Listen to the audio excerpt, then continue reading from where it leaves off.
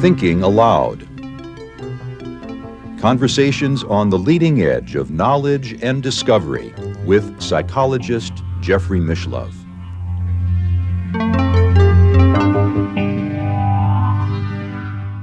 Hello and welcome. I'm Jeffrey Mishlove. Our topic today is the Enneagram. My guest is Hameed Ali, also known as A.H. Almaas, his pen name. He is the founder of the Ridwan School and the Diamond Approach to Self-Realization.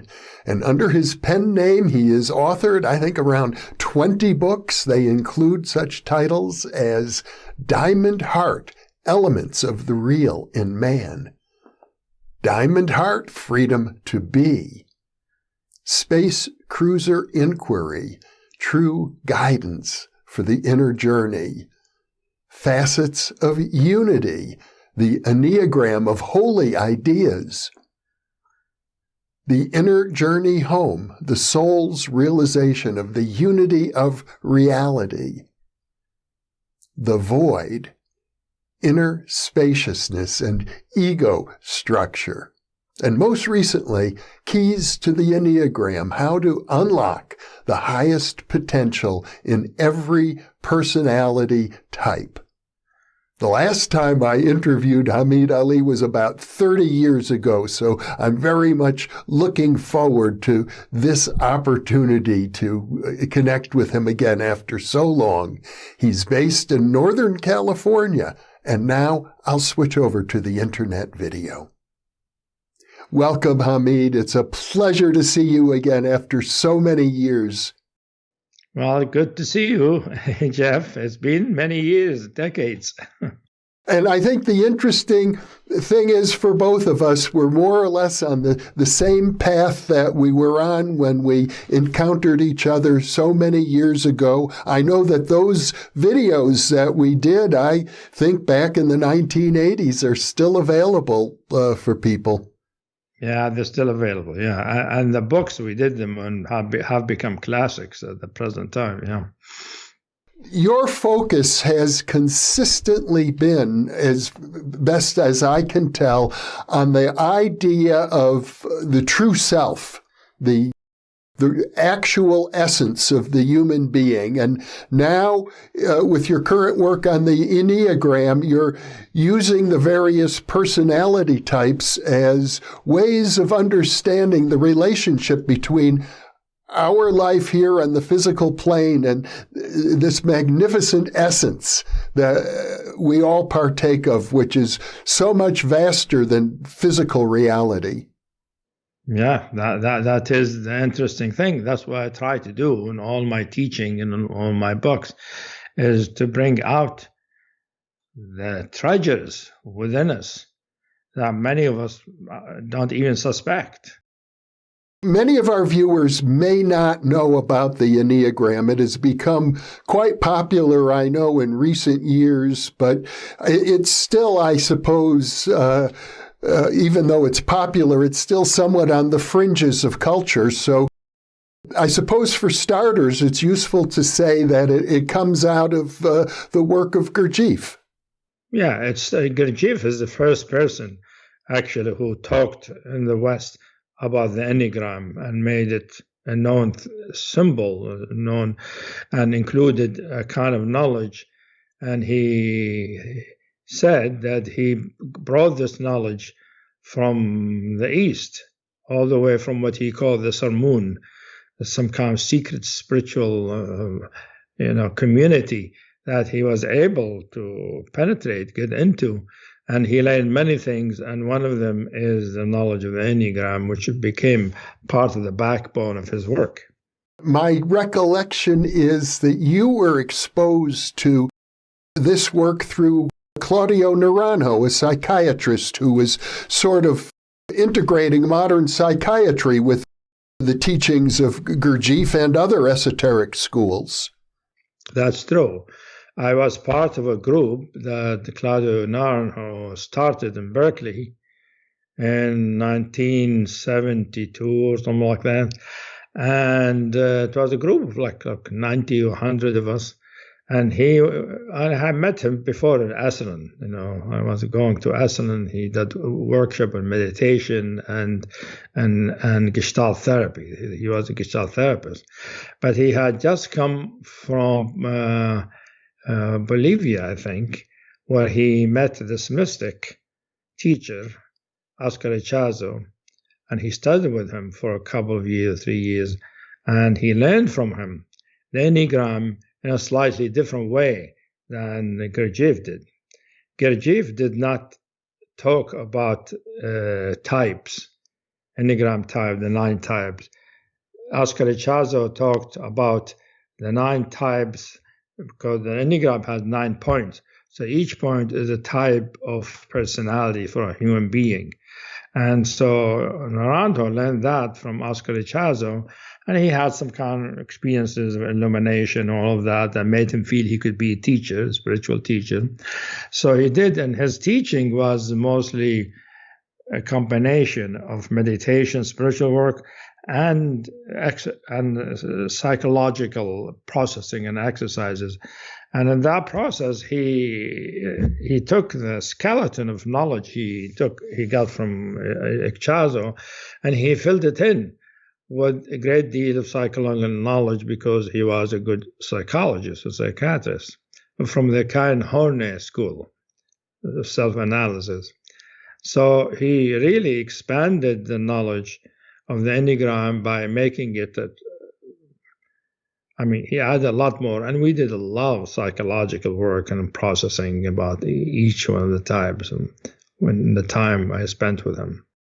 I gather it was after your work with Claudio Naranjo that you created your own approach, the Diamond approach and the Ridwan School, which you've been active in now for all these decades. Yeah, I started at the end of the 70s, because I work with him, work with other teachers, Tibetans, even Gurdjieffian teachers, and learned all kinds of things. Then I started having my own process that happened on its own. I'm sure all the other had something to do with it.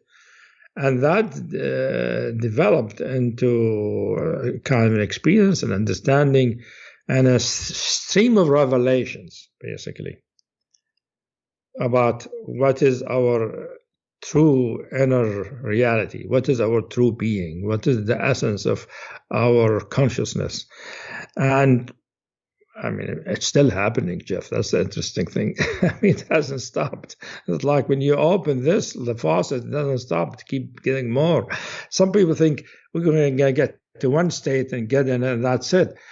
I got to that state, but that wasn't the end. It kept going. And, since I've already knew the Enneagram from Claudio Naranjo, it became integrated in the work I'm doing. So it's not the main part of the work I'm doing, but it is one facet of the work of the Diamond approach that I have been developing through me. And I've been teaching, and we have a whole school, groups, books, and all of that about it now. The Enneagram itself, to the extent that people understand anything about it, they associate it, I think, with 9 personality types, almost like you could say the 12 signs of astrology. You've got the 9 types of the Enneagram, but I know there's much more to it than that. The way it became popular is as a typology. There are 9 types. And the Enneagram, interesting, the knowledge of the Enneagram. When you first hear about the description of typologies, it seems so exact, so it fits so well. When the person feels, oh, you're a 6, and they learn about all the traits and the pattern of the 6, they feel seen, sort of like, wow. And then it adds to their knowledge other things that they haven't seen about themselves. That's how we learned how to use it and learn about ourselves. But the Enneagram, let's say, there is the Enneagram what's called the fixations. and that gives the system topology. But the Enneagram has many levels. There are many Enneagrams. Oscar Ichazo, for instance, had 90 Enneagram or something levels. I only use 6 or 7 of them. And so I had published a book about one of the levels, which I call the Holy Ideas, and that is my book, Facets of Unity. That was, 20 years ago or so. And this book came later, and I'm dealing with it. I'm using the fixation, but trying to get to what is the underlying true thing about us that make us develop into that kind of character. That is called the type. I remember from our conversation some 30 years ago, we had an interesting discussion about the distinction between the essence, which is very universal. I think of it as the one mind that sees through the eyes of all living creatures, versus what you called at that time the personal essence, which was universal, but at the same time unique to each individual. And I imagine this is also related to your thinking about the Enneagram. It is. Well, okay, so we need to get into a certain area of my understanding of what I mean by essence. Some people call it the inner nature or true nature, right, or spiritual nature. Is that for me, in my experience, the essential nature or the true nature is not just one thing, not one homogeneous experience. It's not like you experience a pure consciousness and that's it. I mean, some people talk about it that way. Oh, I'm experiencing pure awareness and that is, I'm realized, I'm enlightened. Yes, there is that in my experience. We can experience ourselves as pure awareness, a pure consciousness, and that is the essence. However, true nature or the spiritual nature is a whole universe of experience.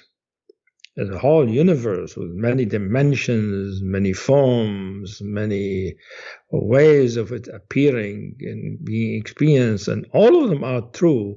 All of them not creation of the mind, because the inner realm of the spirit is not formed by our mind or by our history. It is its own inherent truth, and that inherent truth appears not just in the most well-known these days in the spiritual circle as pure awareness, pure consciousness, but also appears as many qualities of spirit. I call them qualities.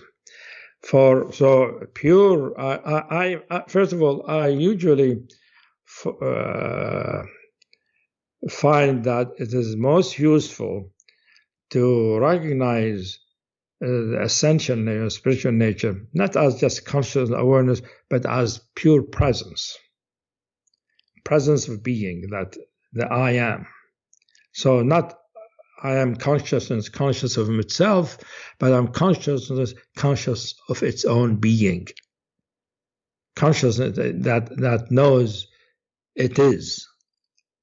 And that makes it a sense of presence, gives it a feeling of fullness, a texture, and a richness to it. I mean, that just happened to be the direction my experience gone. Some people just go as light. Everything is light. That's also an expression of spiritual nature. I experience light, but for me, presence, the fullness, the richness of presence, which appears like in the heart, appears as nectars, the flowing nectars. Love is not just a light, golden light. No, it's a flowing golden nectar. So it has more richness, more substance to it. So that's first of all we need to understand, and that my approach has to do with presence, which is consciousness, conscious of its being. not just conscious of its consciousness, conscious of its being, which is conscious of itself. And this presence can differentiate itself into many forms and many qualities. And these forms and the qualities are the ones I discuss in this new book about the Enneagram, the keys to the Enneagram. Because what I found out is that each one of the types is somehow a reflection of one of those qualities, one of those forms that arise from pure presence. They are pure presence. They are presence. However, presence in a particular quality, in a particular, the quality has texture, has density, has color, can have taste, can have smell. All the sensory modalities have their subtle counterpart, which all spiritual people know about that, if somebody is deep into their spirituality. But instead of talking about brilliant light or pure consciousness, here in this book, I discuss those qualities of being. But I do it by first looking at the type. What is it about the type that points us to that quality? You see, and that way we have possible access to this quality. You use the word nectar, and I think in your book you also refer to the word honey in a similar way. And in my experience, which is pretty limited, I think maybe for a few seconds, I've had this sense of nectar. It is the sweetest, most pleasurable feeling I can imagine. It feels sort of like divine unity. It seems totally blissful. It is. Nectar is always blissful, pleasurable, really sweet, like heavenly sweetness, usually. And there are many kinds, different kinds. So there are nectars, the heart appears as nectar, but there are many other qualities that are not necessarily related to the heart. It might be related to the mind. The mind would be like clarity and knowingness and things like that, But there are other things like strength and will and, impeccability. All these are qualities of presence. And in your book, you describe, and I'm pretty sure you're relating to some of the breakthroughs that you yourself have had, these special feelings that are sometimes associated with the different energetic centers or chakras of the body as well when a breakthrough occurs. In this book, for some reason, I do describe some of my experiences, which I don't do in most of my books. In this book, I brought in like the experience of honey you mentioned. I bring it toward the beginning of the book. I discuss about the honey, which I describe as some kind of a blessing that I felt I received. That was a long time ago, toward the beginning of my journey. And the honey at that time was like a waterfall of honey. It's like, or a shower of honey. I was showered with a blessing. But the blessing fell on me, on my body, through my consciousness, as this full, rich sweetness that when tasted it, tastes exactly like honey, like pure honey. And the interesting thing too, Jeff, is that when I experienced that honey that's full of honey, which was of course pleasurable and melting me and relaxing me and making me feel I am being blessed. I mean, this is a wonderful thing. Besides being pleasurable, there are a sense of it, of divinity, like something coming from some divine place. Is that at the same time there was a sound. The sound was the buzzing of the bees. Buzzing of the bees. I was hearing the buzzing of the bees as the honey was melting me. And as I was hearing the buzzing of the bees and the honey melting, it melted me so much that my consciousness was gone. I was completely erased. and I was gone. I don't know how long, an hour, 2 hours, whatever, And I'm mentioning this honey and the bees because that is how I connected, how I feel that the work I do, or some of the work related to the Enneagram, is connected to the origins of the Enneagram, which both Gurdjieff and Ichazo say they originated with this ancient spiritual school called the Sarmoung Brotherhood. And the Sarmoung Brotherhood means the beehive. And their idea is that the secret society, their job is their work to collect the inner nectar of consciousness in them, to preserve it for time of humanity needs it. When it is needed, they re-inject it back in society in some kind of spiritual tradition or another. So some people, some scholars actually believe the mystical sides of most religion comes because of the influence of the Sarmoung, because they've been around for 10,000 years or so. That's, I don't know if there is real proof for that, but that's the stories. And so I brought in that experience because I felt if they are the beehives and they thought of themselves as jars of honey, walking around and preserving it for when humanity needs it. When humanity needs it, doesn't mean humanity is going to be destroyed. More like the spiritual light is thinning, is disappearing. Things become more doctrinaire or too fundamentalist, and losing the aliveness, the spirit of any teaching. They come back and re-inject something. Like I remember reading some scholarly studies about how the Mahayana Buddhism developed.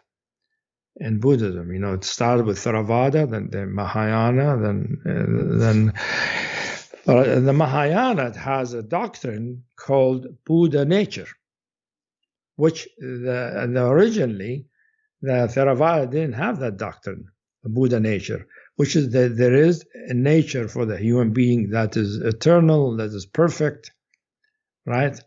That it has compassion, and scholars believe that element came from the Sarmoung. So that they affected Buddhism by giving Buddhism the idea Buddha nature would then took off.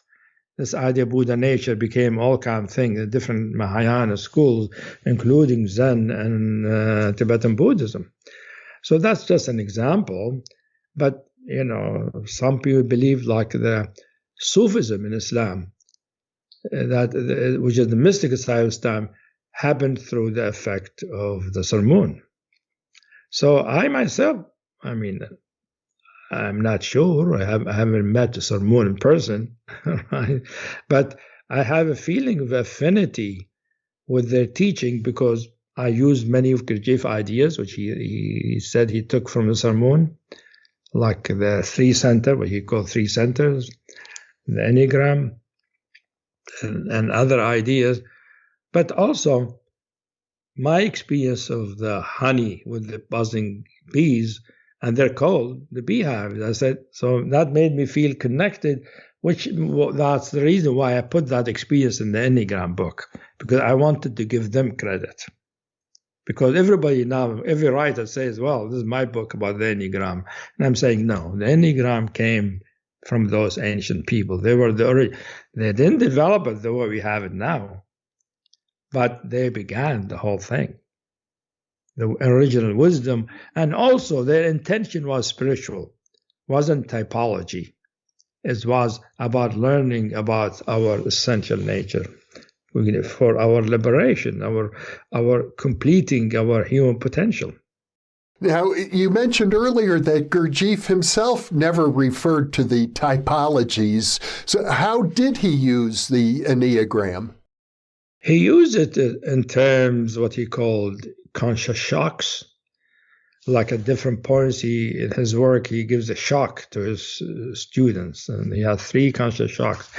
And also, he has what he calls chief features. He didn't describe them to his students. but he says everybody has a chief feature. He didn't call it type, he has a chief feature, and he had treated his student because of his knowledge of chief features. He just didn't divulge it to his students, so it's possible that he knew something about the types. He just didn't talk about it. But he talked about the Enneagram in terms of law 3, the law 7, and Ichazo too take the Enneagram as a combination of law 3 and law 7. You see, like the Enneagram has 9 points. In the middle of it is a triangle representing point 3. See, and then there is another diagram that has 6 points in it. Combining that with the triangle, that makes 7. That's the law of 7. And Gurdjieff uses the law of 7 and law of 3 a lot in his work. Given that there are these types, what I gather you've done in your writing is you start out with the fixations, which seem to be the problem areas or even the lower qualities of each of these types, and how an individual can work through the fixations to get to, ultimately, I think what you describe as the holy ideas associated with each type. Many people learn about the fixation as their type, and they think that's it.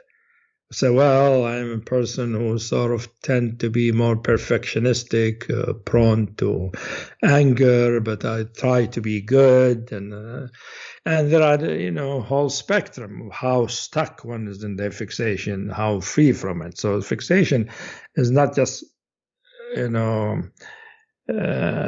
combination of traits and pattern, and everybody is exactly the same. It is the same traits and pattern, but one can be more attached, more, patterned by them, and some people less, they have more flexible.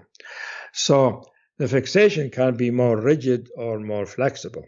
But they are what people call type. Most people just know about the fixations, which they call their type. People who are interested in typology, it's used in business now. In hiring people, they use type. It's used in the military, actually, to know what type of person. And they are useful that way, because it gives you a great deal of information about this person, how they think, what kind of tendencies they have, and stuff like that. So, but that is staying at the surface of the knowledge of the Enneagram.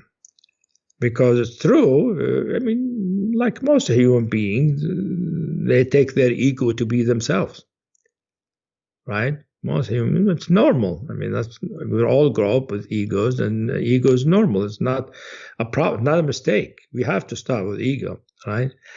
But ego is the first stage, from my understanding, I think, which we discussed when we had our initial interviews, that the ego is a stage of development, need to go on further. And people stay there believing that's it. Partly because many people don't have a sense of the spiritual nature, or they have a sense, they think it's something external. They just have a vision or light came into me. They don't say, oh, that's me. You see, because if they feel the light or the presence, see, that's me, then they wonder, what is this type then? What are all these characters, traits, what are all these patterns, And then we learn that these patterns, a lot of them are sort of molded or formed by the type, by the fixation type, but they all come from history, from our encounter with reality, with people. We develop different tendencies, different traits, but not everybody develop them the same way, because we have a tendency toward each type. So two people being under the same influence at the same time, they grow differently if they are of different types, because the type, it has a deep source in our spiritual nature that makes us be, even though we develop those patterns and all those character traits which make us into a typology, we still come out somewhat different. But we are not as different as we are from another type. The other type will be much more different. What intrigued me is that as you're describing each of these types and the stages that they move through, and often I think referring to either your own personal experience or to the biographies of many great spiritual teachers who would be well known to certainly to people in the spiritual community, if not the larger public. But I enjoyed your descriptions of some of the physiological experiences. For example, we talked about the nectar and the honey, but you also describe a pearl, if I remember correctly, a pearl emerging from the heart center. Yes. Yeah, that is actually related to one of the type has that more accessible to them. The pearl is one of the qualities of spiritual nature, but it is an unusual quality. Most people don't expect it, because when it arises, it makes us feel we are a true person, a person of presence, which for many teaching, they don't think there is such a thing. People, what's called non-dual teachings, for instance, common these days, we say just everything is conscious, everything is one and unity. The individual is not that important. The pearl says no, the individual is important, is made out of the same consciousness, but appears as a person with a personal life and relates to other human beings as persons. So that it has to do with point 3 of the Enneagram, actually. Some of the other experiences were similar to that of the pearl, if I recall correctly, perhaps coming out of the solar plexus or even the heart, something like a pearl, but as I recall, it had a different description, maybe larger than a pearl, different energy. In our original interview, one of the interview was about the pearl. The other one is what I call the point of existence. Mm. The point of existence is what I call the essential identity. And that has to do with point 4. The essential identity, when we feel we are authentic, uniquely ourselves, but our uniqueness, authenticity has nothing to do with our body, with our mind, with our history. It is what we are in a fundamental, essential way. And when we experience it, it feels like brilliant star in the heart. And it gives us the sense, this is me. I am here. And that's why point 4, they're always trying to be authentic. They're trying to be original. They're trying to be different and unique and special. And that gives them their kind of character, which can be more distorted or less distorted depending on their history and depending on how they grew up. Because some of them go to great lengths being special, deriding other people. Some feel, no, I'm just creative, and they're into creativity. And because the point of light represent actually the point of light. In many traditions, talk about the point of light, by the way, not only me. Like Nisargadatta Maharaj, I don't know if you hear, he's one of the Advaita Vedanta teachers. He talks about the absolute. He is the absolute, which is this immense, mysterious awareness. But he says the way to get there is to experience the I am first. And the I am takes you to that fundamental absolute. And the I am, he says, is a point of light. I gave a lecture last year, actually, about his teaching, trying to point out to everybody, hey, guys, nobody talked about the point of light. He talked about the point of light. That's his way of getting there. Get to everybody talk about he's non-dual, he's this immense awareness. Yes, that's true, but his method is to experience yourself as this point of light first. So the point of light is really the expression of the absolute in the individual. See, it has all the qualities of the absolute nature in a point of light.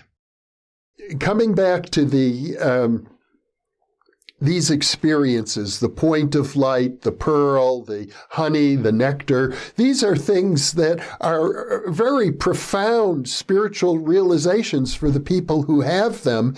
And I think it's fair to say that modern psychology, for all of its vast depth of knowledge of the human being, has nothing to say about such experiences. Yeah, I mean, you're very right here, Jeff. That's what I try to do in the books. When you first interviewed me about the Pearl Beyond Price and the Point of Light, I was using psychological language, using the psychological theories prevalent at the time, trying to speak to psychologists and saying, here how far you go. If you go a little further, you get to this.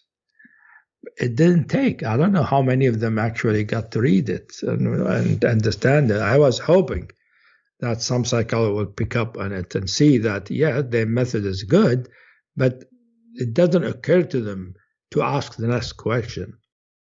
And I think that's largely because our scientific academic culture is very materialistic, and it doesn't want to recognize the idea that there is a dimension to the human being beyond space and time. Mostly that, and mostly the psychologists don't know that in themselves. Most of them. I imagine some do, but most of them not. And also the orientation of psychology is more oriented toward therapy.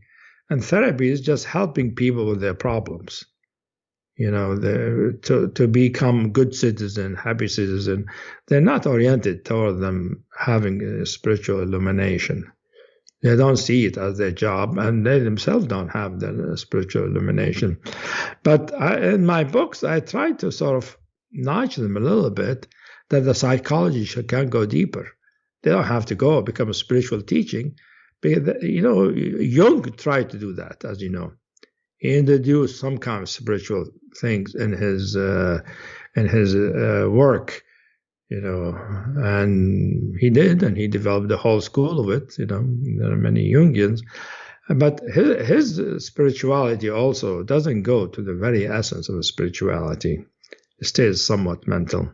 I thought one of the most fascinating things about your new book on the Enneagram is that you do refer to a variety of spiritual teachers, Nisargadatta being one of them, and showing how they fit into the typology and how their teaching is related to the type that they emerge from in the Enneagram.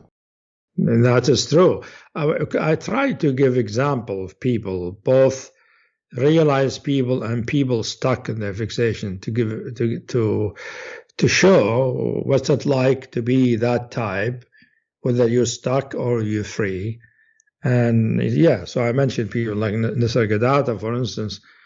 I recognize Nisargadatta, the Ascendant type, especially when I saw videos of him talking to his students. And when you see his videos, besides being impressed by his presence and power, you see how fierce he is. He's fierce. He yells at his students. He screams at them. He's disappointed in them. He's really something. I mean, if he was in the U.S., he would be sued or something or another. But he was really fierce because, if they didn't get it, he wasn't just going to sit there and keep talking, And that fierceness, that strength, that fiery nature has to do with point 8.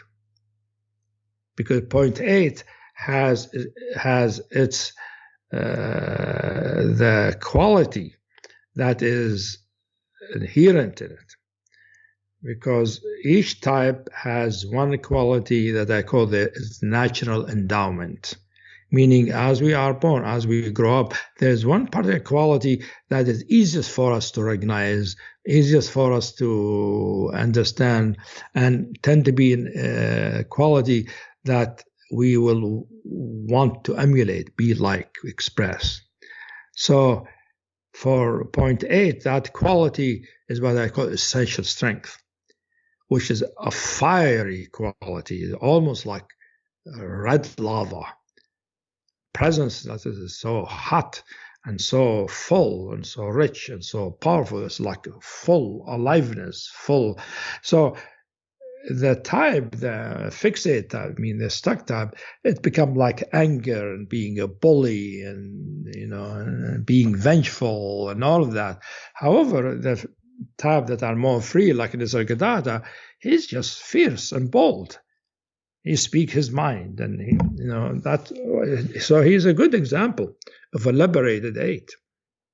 Gurdjieff too is a liberated eight.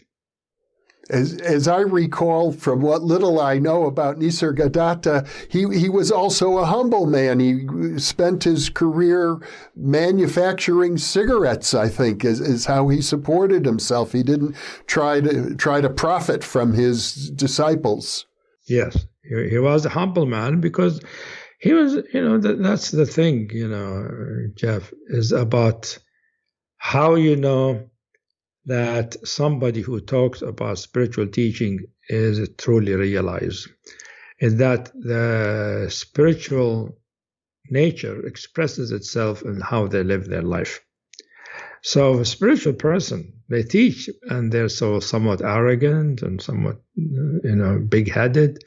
They haven't got it completely.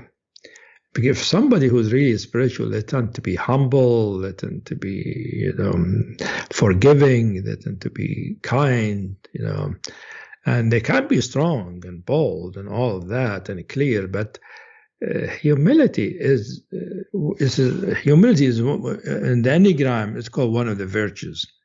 Because the Enneagram is the Enneagram of virtues.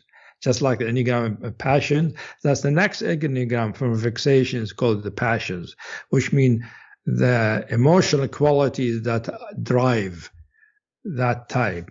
And the antidote to them, which is in the spiritual side called the virtues. You see, so humility is one of the virtues, just like serenity is,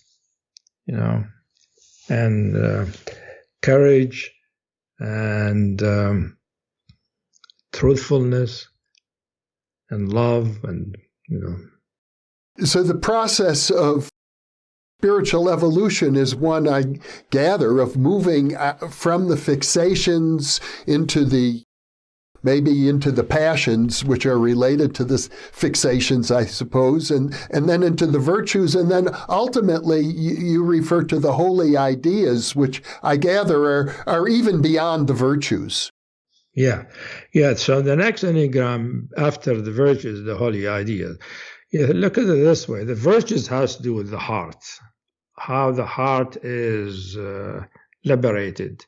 The passion when the heart is not liberated, the usual heart that is angry and envious, this and that. The virtues is the heart that is open, that is humble, that is kind, that is loving. And holy idea has to do with the mind, which is the view of reality, how we see reality, how our understanding, view of reality. So the holy ideas, in some sense, is an antidote to the fixation themselves. The fixation are controlled by a view of reality, a mental view. And but the way it appears is like each fixation has at the depth of it a delusion about reality. I call it delusion, which is a wrong view about reality. So some kind of a view about reality, how it is, that is off. And the holy idea is more the correct view about reality. And if you get the correct view, that can change our mind, how we look at things, and that can liberate us from the fixation in a big way. Because the views, the holy ideas are very profound, deep spiritual truth. When I read your book, I couldn't help but think, which type am I? And I'm not really a person who's been exposed to the Enneagram, hardly at all. But I thought of myself, I'm probably a 2. And I gather that as a 2, I would move, or ideally, from the fixation toward the holy idea by first at least getting in touch with the virtue. Yeah, virtue is the easiest. And the virtue for 2 is humility. And the holy idea is holy freedom, true freedom. So if you're a 2, I don't tend to type people. I don't like to do it. And I think one thing about typing is that many of the audiences might not know the Enneagram, might not know the types. They might get interested and know them. But the point is to know that the Enneagram is a type of psychology, an ancient one, that tells us something about our mind, our emotion, our character, that is different from Freudian psychology or modern psychology, like cognitive psychology or Jungian psychology. It's an old psychology, but the psychology is connected to a spiritual dimensions. So there's a psychological dimension, the emotional dimension, the spiritual dimension. And so people who are interested in that can learn it, but also they might not read it, they might not understand it, but what we're talking about that our character is connected to a spiritual quality is true about everybody. Somebody doesn't really need to know their type.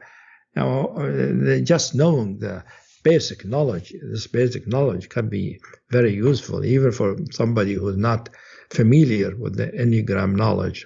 And I just read your book and intuitively thought that must be the closest description that I have of my own self-image would be 2. But I guess maybe for some people there are actually written tests you can take.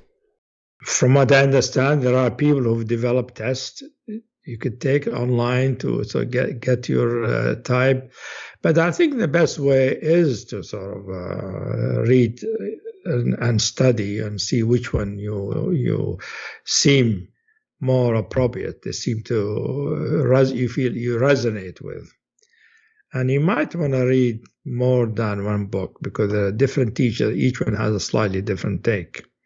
See, it's a very big field. There are hundreds of writers now. And I will take some of the original writers who first wrote, like Naranjo, Helen Palmer, Russ, and Sandra Mitri, those people who were still close to the spiritual part and wrote originally. Later on it developed and different people added their things, which are useful, but I don't know how faithful they are to the original descriptions. We started by talking about Oscar Ichazo, the Bolivian teacher who founded the school known as Arica. I know back in the 1970s it was a very popular spiritual approach. As I recall, John Lilly was influenced by it. I haven't heard anything about the Arica school subsequently. I'm assuming it sort of died off with Oscar Ichazo, or it has merged into other teachings such as your own. Is there anything further we can say about Ichazo himself? Yes. Arica school continued and still exists.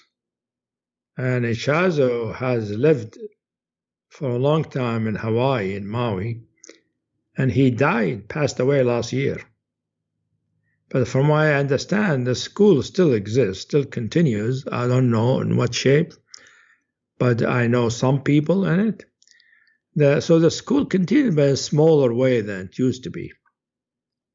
It's more contained. There are a bunch of people in it who are really faithfully in it, following the practices that Ichazo gave them. And I think his wife that he left behind is part of the leadership there. But I don't know the leadership. I know some of the members there. And that's how I know the school continues. But I remember it was very well known in New York, for instance. They were giving workshop in New York a few decades ago.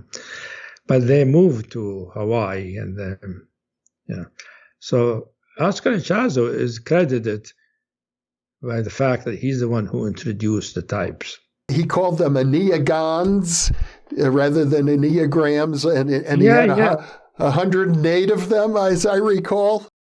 Yeah.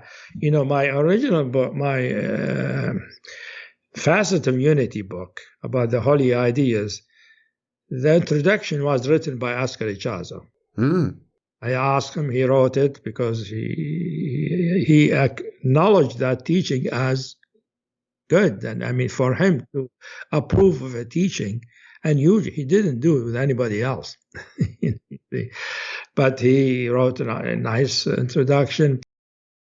I'd like to go back to the experience we discussed earlier, the experience of the honey and the buzzing of all of the bees that you described. And the reason is because I had a similar experience myself at one time. And I interpreted it maybe a little differently.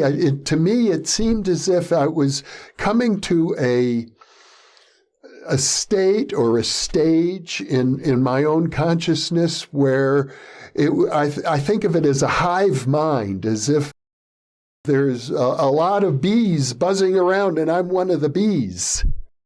Well, I mean, that's true. I mean, that's how the Sarmoung see themselves. Each one of them is a bee. So who knows? You might be connected to the Sarmoung somehow. Well, it's an interesting thought. It seemed to me it represented well, I'll fill you in a little more if I may, because I had that experience many years ago when I was approached by a very small group of, I guess I'd have to call them psychic practitioners. This was even before the era of remote viewing, but a small group of people who were doing psychic work. And they thought I would be a candidate to join their group, and they had me enter into a meditative, hypnotic state and describe what was happening. And I described this hive mind, and they said, that's it. That's what we want, because people who can enter into this hive mind state are capable of doing this sort of parapsychological work, which I did for a while with that group. And we haven't talked about the parapsychological dimensions of your work. More, we've discussed, inner experiences of a spiritual nature. But do you touch on that? The psychic side of spiritual evolution? Well, we do, but I see it as a byproduct of spiritual realization that can naturally appear for some people, but not everybody. So in my work, I don't focus on developing those capacities. That we don't work on that, but they develop naturally for some people, different kinds for different people. But the spiritual realization reveals the basis, the principles where that is possible. You see. How parapsychology happens, because the parapsychology, basically the people, researchers, look at it as certain capacities, as things at a distance or things like that, but in the physical world, appearing in the physical world, while the spiritual essence, the spiritual nature shows why is that possible, you see. And it depends on the individual, on their proclivities.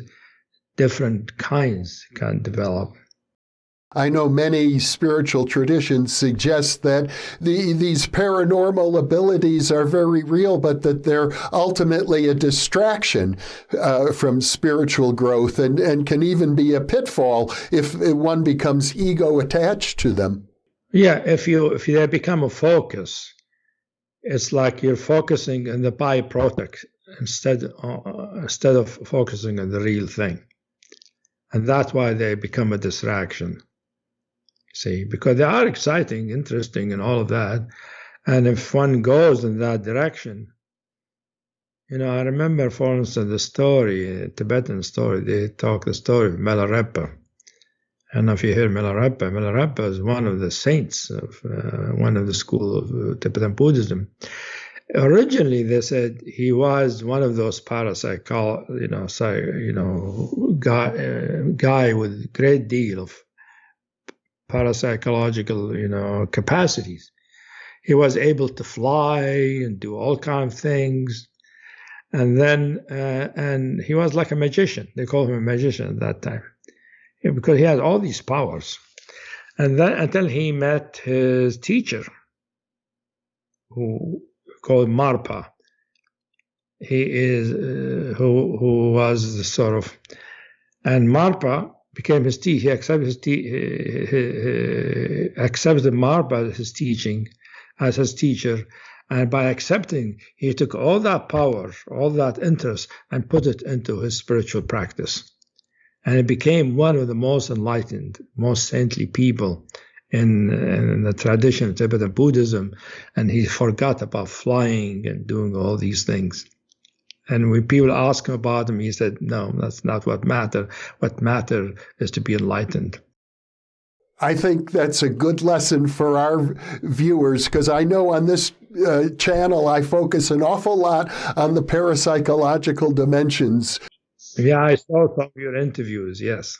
So it's always good to remind people that there's more to life than just that. You see, I think the parapsychological, why some people are interested in it, is that the parapsychological in some way can, to some degree, be measured, can be sort of somewhat verified, not easily, but verified. And because of that, you can speak to the spiritual community. I mean, not spiritual, to scientific community, and say there is something not physical, but verifiable. That is one way of introducing into the scientific world that there is more to reality than physics and matter. I think that's a big part of the interest of the study in parapsychology. It's a transition from the spiritual to the physical. Absolutely. From a scientific point of view, it's part of one of the biggest mysteries we're confronted with, ultimately, the mystery of consciousness itself. But I think your work really focuses on aspects of consciousness that go beyond the parapsychological, and I suspect are ultimately far more profound. Well, they are profound in the sense you could be very great psychic and able to do all these things, but you won't be free. Doesn't mean you're free, doesn't mean you're fulfilled, doesn't mean you're complete. The spiritual realization gives a sense of authenticity of who we are. We are our true being. And then the sense of meaning to our life, the sense of fulfillment, that we fulfilled our function, that our potential is naturally arising. And that is much more liberating, much more fulfilling, and plus the ecstasy that comes with it, and the great discoveries. I mean, the spiritual dimension is a spiritual world. It's like we know the physical world, you know how big it is now, how many billions of light years, how many galaxies, how many things. And the spiritual world is like, that is just the surface. Mm-hmm. There is many dimensions, many other forms and worlds and all that we can explore. So to be in this, to realize about spiritual reality is both to be true to yourself. You are what you truly are, not what the culture made you to be or what history made you to be. And you feel contented and fulfilled in being who you are, and happy naturally, and able to discover things about reality that most people can't even think about. And they're very interesting. Like I tell you, one of my discoveries, for instance, that are not in this book. I discovered at some point when I was experiencing the absolute, that this I got to talk about, I was this deep, vast infinity beyond the world, right? Deep, vast, profound, real, and it is the source and the nature of consciousness. I was experiencing that for some years. I was like most of the 90s, I was living in that place as that. But then I noticed at some point, everything was in the same, except something at some point appeared within it. Something that looked like almost like a meteor. And I said, how can that be? Everything is in the surface of the absolute. What can be within that vastness? So I explored that. And that then led me to experience it and realize, it is a spiritual manifestation I'd never seen before. And when I experienced it and realized it, the experience that everything, I am everything, and everything is infinite, right? It changed to all that infinity is within me as the individual. That all points of time and space are at one point.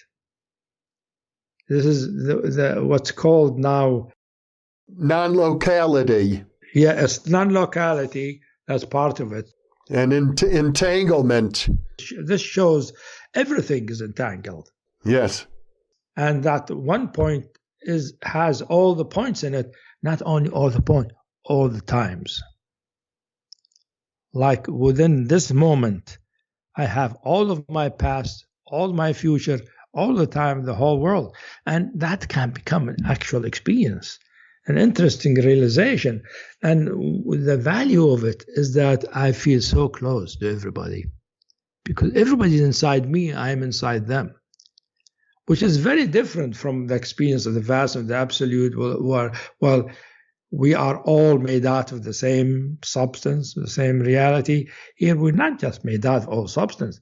We are actually singularly each other in some fundamental, deep way. So it is a different kind of spirituality. Yeah, the principle is called the holographic principle. The hologram, each part of it has all parts in it. Oh, yes. That's how it is. I call it the hologram. It's like you, as Jeffrey, because you're part of the hologram, you have all the rest of the hologram in you. It's a matter of just seeing it. So that's when I say new discoveries, I'm just giving an example of a discovery that is not just being aware or consciousness, but going to reality, manifest things in it. Spiritual world is so rich. See, but that takes us far away from the Enneagram and the qualities in it. Well, I know that the Enneagram is an important part of your work, but also, as you stated earlier, it's just one piece of a much of a larger picture, Hameed. And I'm looking forward to further conversations with you, since you've written a dozen books since the previous time we spoke some 30 years ago. I hope that we can get together many more times, because I know you've had numerous explorations that you have been able to detail with exquisite precision in your various writings. And I would love to be able to share that more with the audience of New Thinking Aloud. I'll be happy. I would like to do that, Jeff. It's good. Then you're right. The Enneagram is one facet of my work.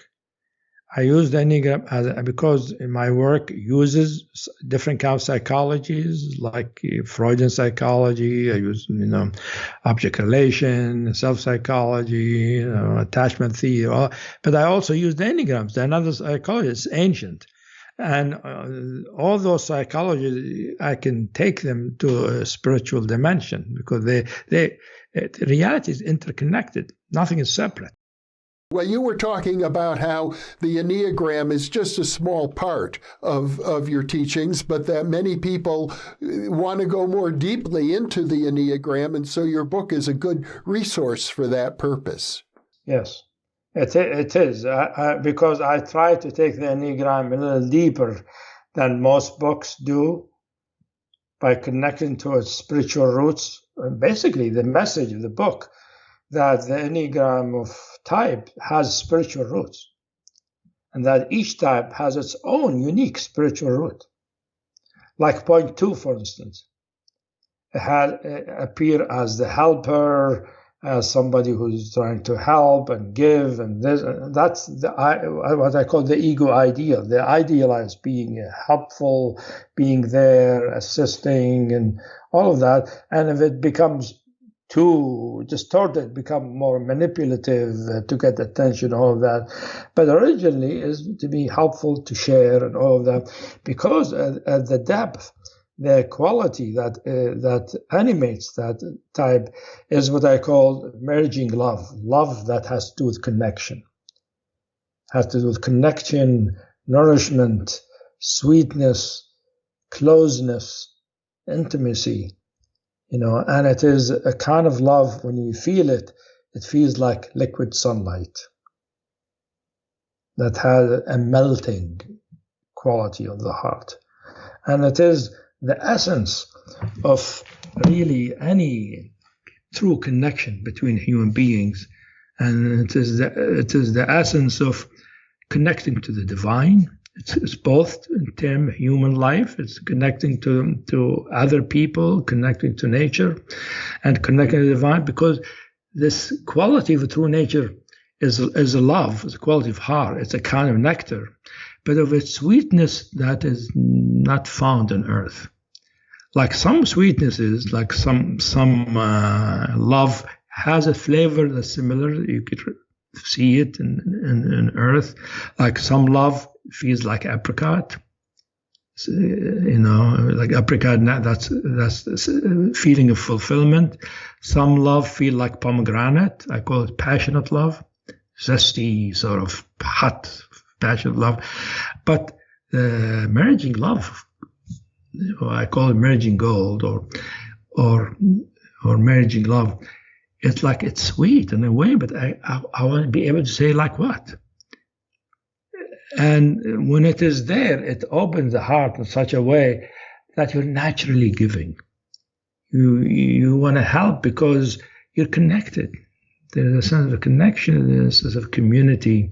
It's the essence of community, the essence of connection, the essence of helpfulness, the essence of nourishment. And it is really the specific love that mother and baby have together. When the good mother is content with her baby and she is with the baby in a way that is helpful, if we had good mothering, we had some sense of that love. That is the essence of point 2, which later become the point 2 forgets that special quality, because they were not self-reflective when they were experiencing it. So they don't know it, they forget it, but they have a sense of something like that. And that becomes in the mind something they want. They want to be like. So that way they develop being helpful, being there, being, of assistance, of giving and sharing, and relationship is important, and all of that. That becomes point 2. So point 2, recognize what I call the ego ideal, what is the ideal of how they want to be, and see that is a reflection of something real. That is not emotional, not mental. That might open the door to this quality of essential, melting kind of love. And if they experience it, they experience presence in one's quality. That become a door into the spiritual world then. It's beautifully written. I want to encourage all of our viewers to take a look at it if you're interested in the Enneagram, and stay tuned because we plan further interviews, and I know you have so much more to share, and I'm just thrilled to think that we can reopen the conversations that we began 30 years ago. That would be great. I'm thinking of several books that we might want to discuss. I published recently also a book about love called Love Unveiled. I have a series of books about love. That was the beginning. Another one's going to come next year about divine love. That might be a topic we could deal with. Before that, I did 2 books related to the same topic. One of them called Runaway Realization, one called The Alchemy of Freedom, which have to do after you realize what kind of reality appears, what kind of possibilities of experience, the mysteries of spirit that are awaiting us to discover through our human consciousness. This human being is amazing kind of lens into reality. We talk about this new telescope out in space to see the farthest reaches of the universe. We are something like that, but we are many of those. We can reach the farthest into reality, not just the universe. The human being is kind of a telescope. Into inner space. You've been exploring the frontiers of inner space and how they interface with our psychological reality now with, I have to say, a diamond-like focus for decades. So it will be so wonderful to have future conversations, Hameed. Yeah, it will be nice. It will be nice to talk together, Jeff. I find it very pleasant and enjoyable talking with you, and I could tell that you have experienced the honey. Yeah, it is. Briefly, I certainly can't say I've stayed there very long, but even 1 second of it can be memorable. It's something you don't forget. Can be transformative, exactly. That's the thing about spiritual presence. And when you recognize, when you feel it, it's like it's nothing like it in the world, in life. Yeah. It's like it opens up, oh, there's more to me or to reality than I ever thought. And that is quite inspiring for true reality. Well, thank you so much for being with me today, Hameed. Good being with you. And we'll talk again.